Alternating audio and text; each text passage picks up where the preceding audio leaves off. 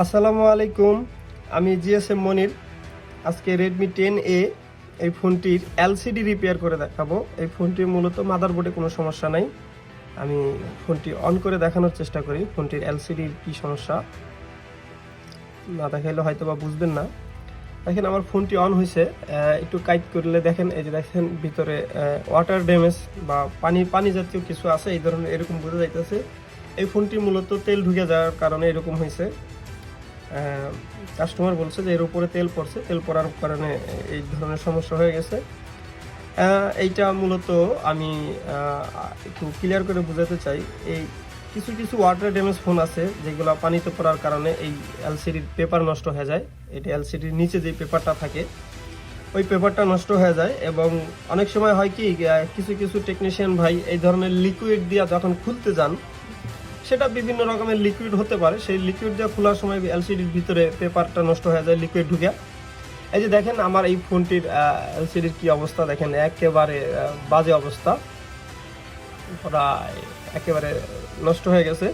এমনকি মাঝে মাঝে লাইটটি চলে যায় আবার আসে, দেখেন চলে যায় এবং আবার আসে। এটা মূলত যে আমার এলসিডির যে লাইটটা আছে, লাইটের ওইখানে সম্ভবত এখনো তেল বা পানি জাতীয় কিছু আছে, যার কারণে নেগেটিভ পজিটিভ যখন একত্র হয়ে যায় তখনই এই ধরনের সমস্যাটা দেখা দেয়। আরেকটা বিষয় বলে রাখি, অনেক এলসিডি আছে যেগুলা, অনেক ফোন আছে যেগুলি আসলে দেখবেন লাইটটা কাইটে যাওয়ার পরে একেবারে অন্ধকার হয়ে যায়, অনেকে বুঝতে পারেন না। তারাও এই ট্রিক্সটা ব্যবহার করতে পারেন। আমি কিভাবে কি করব সেটা আমি আপনাদেরকে দেখাইতেছি। সেটা হচ্ছে যে আমি এই এলসিডিটি আগে থেকেই ওপেন করে রাখছি, আবারও দেখানোর চেষ্টা করি। সেটা হচ্ছে এই যে নিচ পিছনের যে পেপারটা আছে, আমি এটা চেঞ্জ করব। মূলত সমস্যা এখানে, দেখা কাস্টমার আসছিল। যেটা বলতে চাইছিলাম যে দেখেন কি অবস্থা এলসিডির ভিতরে বা যে পেপারগুলি থাকে, দেখেন কি রকম পানি। আর এইখানে দেখার চেষ্টা করেন, এই যে দেখেন কি অবস্থা। এই অবস্থায় আসলে ফোনটি ক্লিয়ারভাবে দেখা যায় না গ্রাফিক্স। এখন মূলত আমি এই ধরনের একটি নষ্ট এলসিডি নিছি, যার মাপ একই রকম কিন্তু আসলে এটা একই মডেলের না।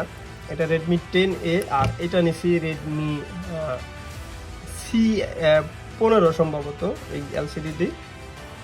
এটা হলো রিয়েলমি C15, সরি বলতে মনে হয় ভুল করছি আমি। এখন এইটার যে নিচে যে পেপারগুলো আছে এটা খুলে এখানে লাগাই দেবো। এমনকি এই লাইটটি সহ যাতে রিপ্লেস হয়, এই যে এখানে দেখেন লাইট আছে, এই লাইটটি সহ যাতে রিপ্লেস হয় সেটা করবো। এখন লাইট সহ রিপ্লেস করতে গেলে এই রিবনটা এখান থেকে আলাদা করতে হবে। যে এখানে লাইটের কানেকশন রয়েছে, লাইটের কানেকশনের এখানে দেখবেন আলাদা করে এই লাইটের লাইনগুলি আছে, এখানে নেগেটিভ পজিটিভ মিলিয়ে নেবেন। যারা বুঝেন না তাদের জন্য বলতেছি, দেখেন এখানে এ লেখা আছে, এতে অ্যানোর লাইন, অ্যানোর মানে পজিটিভ বা প্লাস লাইন। আর কেতে দেখেন K1 K2, এটি মূলত মাইনাস লাইন অথবা নেগেটিভ লাইন, যেটা বুঝেন আর কি অনেকে। এইটার আর এইটার অ্যাকুরেট না, উল্টা আছে। এটা আমার তার দিয়ে জাম্পার করে নিতে হবে, এছাড়া কিন্তু লাইট জ্বলবে না যদি সরাসরি লাগাই দেই। প্রথমে আমি এটা চেঞ্জ করার চেষ্টা করি, দেখেন তাহলে হয়তো আপনাদেরকে সহজে বোঝানো যাবে। তো আমি এই মুহূর্তে যেটা করব সেটা হচ্ছে এই লাইটের যে লাইনটি রয়েছে এটি আগে ডিসকানেক্ট করতে হবে। এখান থেকে এখানে উপরে টেপ দেওয়া আছে,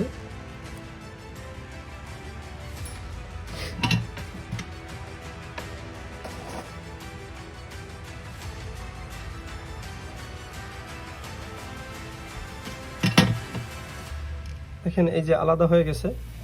এখন এটাকে খোলার জন্য আমার এখানে হিট দিতে হবে, নাহলে এইভাবে খুলতে গেলে অনেক সময় দেখা গেছে এলসিডি ভেঙে যেতে পারে।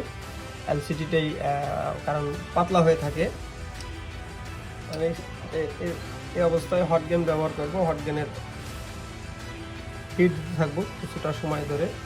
তাহলে যে এলসিডির পেপারটা যেই এলসিডির সাথে লেগে থাকে, যে আঠাটা, ওই আঠাটা দুর্বল হয়ে যাবে। তখন আস্তে করে টান দিলেই এটা খুলে চলে আসবে।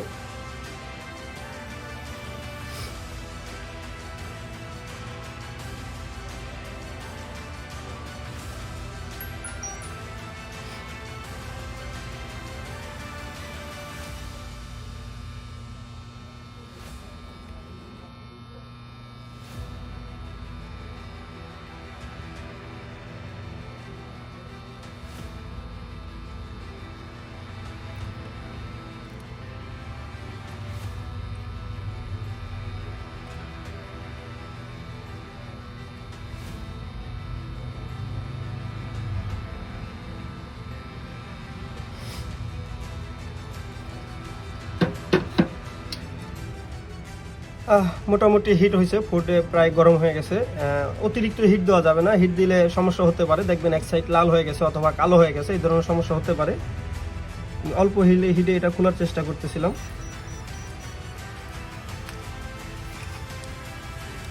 দেখেন একবারে ইজিলি এটা খুলে চলে আসলো পেপারটা। এখন এখানে যা হালকা গ্লু আছে, আমি এখানে কোনো রকম টাচ করব না, কারণ এটা একেবারে ক্লিয়ার আছে, একদম নিখুঁত পরিমাণ ক্লিয়ার আছে, যা আমার ক্লিনার দিয়ে পরিষ্কার করার কোনো প্রয়োজন নাই মনে হইতেছে। এখন এটাকে আমি একটু আলাদা করে রাখলাম, সেফ জোনে রাখলাম। এখন যেই নষ্ট এলসিডিটি রয়েছে এটার পিছনের অংশ খুলবো, সেই সেম টু সেম আমার আগে লাইটের লাইনটি ডিসকানেক্ট করে নিতে হবে।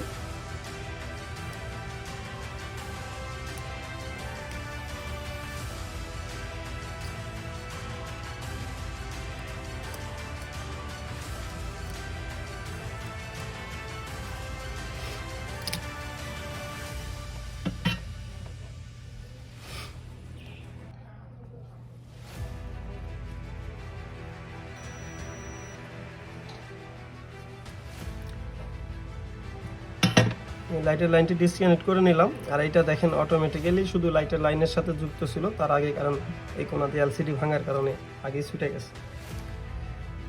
এখন আসেন ওই সেম উপায় আবারও একটু এখানে হিট দেওয়ার ট্রাই করব। আমি বলে রাখি অতিরিক্ত হিট দিবেন না, অতিরিক্ত হিট দিলে নিচের পেপার নষ্ট হয়ে যেতে পারে, ডিসপ্লে গ্রাফিক্স নষ্ট হয়ে যেতে পারে, এমনকি ডিসপ্লেতে কালো বা লাল দাগ চলে আসতে পারে। আমি এই ক্ষেত্রে হিট দিছি আমার হট এয়ার গানে 250 ডিগ্রি সেলসিয়াস, এবং বাতাস দিছি আমার, বাতাস বেশি দিলেও কোনো সমস্যা নাই, 4-5-এ দিতে পারেন, অথবা এক একজনের হট এয়ার গান যেরকম কাজ করে ওই রকম দিতে পারেন।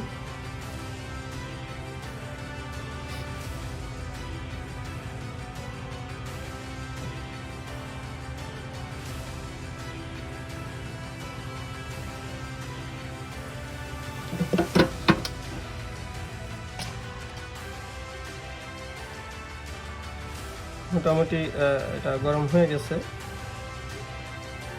দেখুন যেহেতু এই মোড়া দেওয়ার দিকে উঠে আছে, এখান থেকে ট্রাই করি।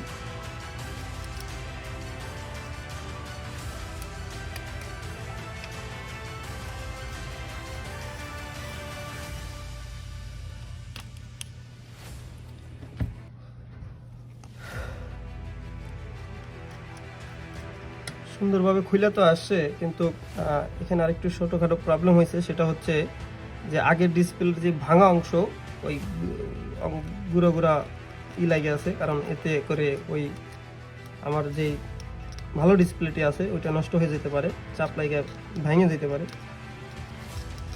এটা পরিষ্কার করা ট্রাই করি, যদি না হয় আমি এই এলসিডিটা বাদ দিয়ে অন্য আরেকটি দিয়ে কাজ করার চেষ্টা করব। মনে হয় ক্লিয়ার হয়ে যাইতেছে।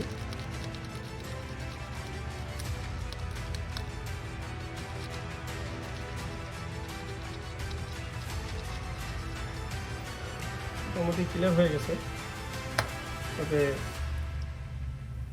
কিছুটা ময়লা আছে, এটা পরিষ্কার করে নিলাম।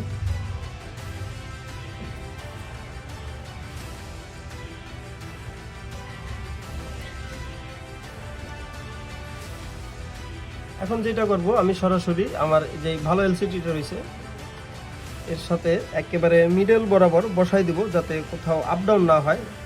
যদি আকপিস হয়ে যায় সেক্ষেত্রে কিন্তু আপনার ডিসপ্লে ফ্রেমে আর বসবে না এটা।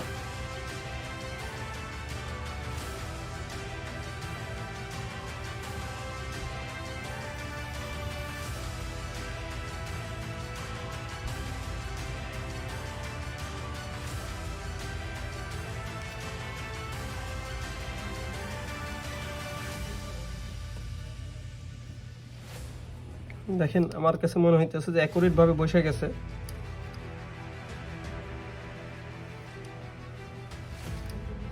তবে এই জায়গাটা একটু ফাঁকা আছে, কারণ এই জায়গাটা একটু এলসিডিটা ভাঙার কারণে একটু বাঁকা ছিল। এটা যখন আমি ফ্রেমে বসে আঠা লাগাই চাপ দিয়ে দেবো তখন অ্যাকুরেট মিশে যাবে। এটা একটু উপর নিচে হয়ে গেছে, আবার খোলা লাগবে।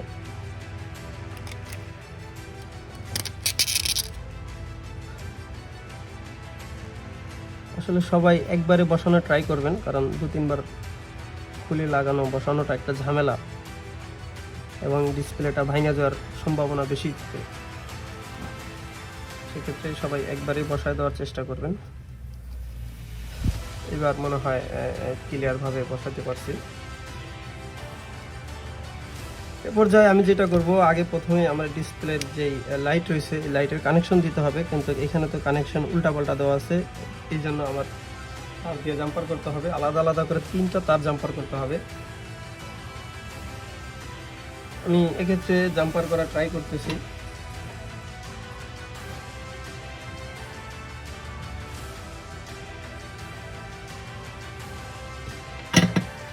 এগুলি মূলত খুব ছোট জাম্পার হলেই হয়, জাস্ট লাইনটি ঘোরানো লাগবে।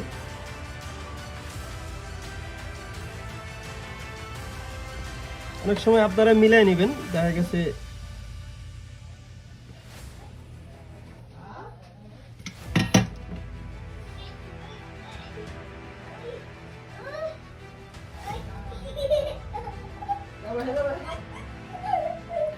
গ্লাস ধাক্কা দিও না।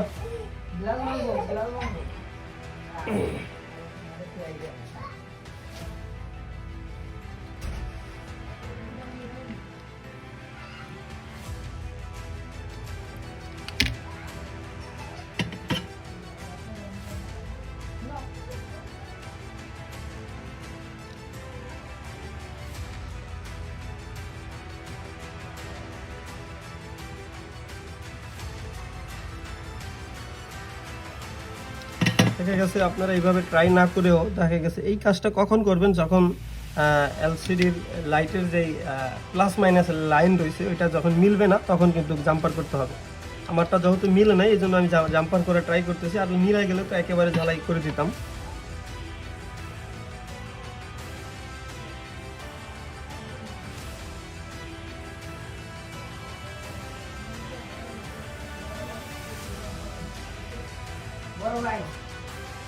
আবারও কাস্টমার আসছিল, আসলে একটা ভিডিও বানানোর সময় অনেকটা প্রবলেম ফেস করতে হয়। এক্ষেত্রে এটা প্রবলেম না, কাস্টমার দোকানে আসবে। আমি এবার নেগেটিভ পজিটিভটি সুন্দর করে বসায় নিই।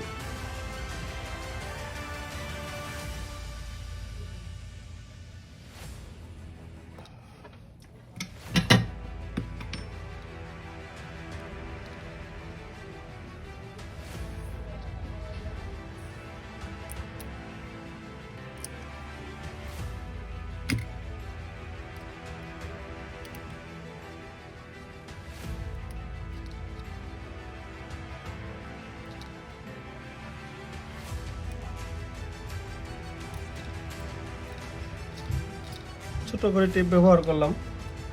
পর্যায়ে আবারও ফোনটিকে অন করার চেষ্টা করি, দেখি যে আমার গ্রাফিক্সটি এই মুহূর্তে ঠিকঠাক মতন দেখা যায় কিনা।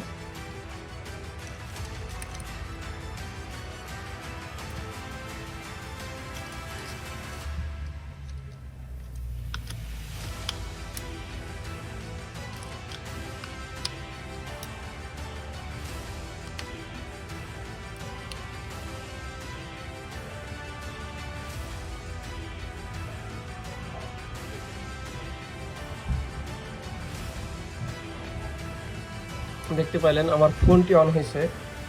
একটু পরিষ্কার করে নিই। পুরোপুরি ফোনটি অন হওয়ার পরে আপনাদেরকে দেখানোর চেষ্টা করব যে ওই ডিসপ্লের যেই সমস্যা ছিল এই সমস্যাটি সমাধান হয়ে গেছে। আর এখানে এমআই লেখা আসছে এবং এমআই লেখাটা একেবারে ক্লিয়ার আসছে, আগের মতন ওই ওয়াটার বুদবুদ ওই রকম দেখা নাই।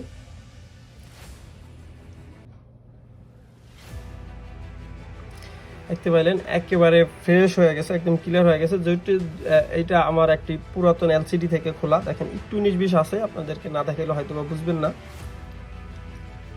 এই যে দেখেন, এই যে এই কোণাটা আলগা হয়ে ছিল, যে ফাঁকা হয়েছিল, এই যে দেখেন একটু লাল লাল বা সাদা সাদা হয়ে গেছে। অ্যাকুরেট ক্লিয়ার করতে হলে আমার আরও একটি এলসিডি থেকে পিছনের এই অংশটিকে খুলে লাগাইতে হবে। আমি মূলত কিভাবে এই সমস্যার সমাধান করবেন সেটা দেখানোর চেষ্টা করলাম। এভাবেও কাজটা করা যায় এবং সমস্যা অনেকগুলি হতে পারে, সমাধান একটাই, ওয়াটার ড্যামেজ হোক বা তেল ঢুকুক বা লিকুইড ঢুকুক অথবা ডিসপ্লে লাইট কাইটে যাক, সব ক্ষেত্রেই এই ট্রিক্সটা ব্যবহার করবেন। যাই হোক, আমি ছোট্ট একটি ভিডিও দেখানোর চেষ্টা করলাম, আশা করি অনেকের উপকারে আসতে পারে। আজকের ভিডিওটা এই পর্যন্তই। সবাই ভালো থাকবেন, সুস্থ থাকবেন, আল্লাহ হাফেজ।